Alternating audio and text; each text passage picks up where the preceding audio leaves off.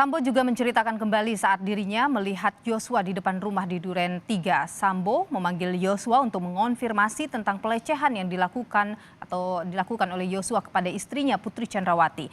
Hingga akhirnya Sambo memerintahkan Richard Eliezer dengan kalimat hajar cat.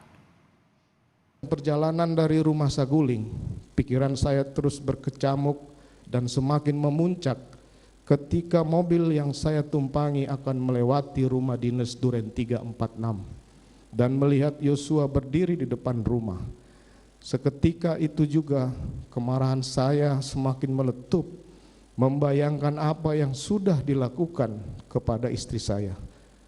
Segera saya perintahkan ADC dan supir menghentikan mobil yang saya tumpangi, masuk ke dalam rumah dan meminta Kuat Ma'ruf yang kebetulan berada di sana untuk memanggil Ricky dan Yosua agar menemui saya.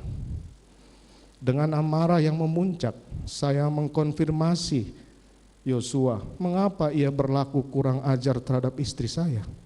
Namun Yosua menjawab dengan lancang, "Kurang ajar bagaimana, Komandan? Seolah tidak ada satu apapun yang terjadi." Kesabaran dan akal pikiran saya pupus. Entah apa yang ada di benak saya saat itu. Namun seketika itu juga terlontar dari mulut saya, "Hajar cat, kamu hajar cat."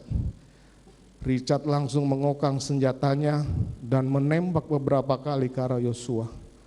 Peluru Richard menembus tubuhnya, kemudian menyebabkan almarhum Yosua jatuh dan meninggal dunia. Kejadian tersebut begitu cepat. Stop, berhenti, saya sempat mengucapkannya, berupaya menghentikan tembakan Richard, dan sontak menyadarkan saya bahwa telah terjadi penembakan oleh Richard Eliezer yang dapat mengakibatkan matinya Yosua. Lantas saya segera keluar memerintahkan prayogi untuk segera memanggil ambulan sebagai upaya memberikan pertolongan bagi almarhum Yosua.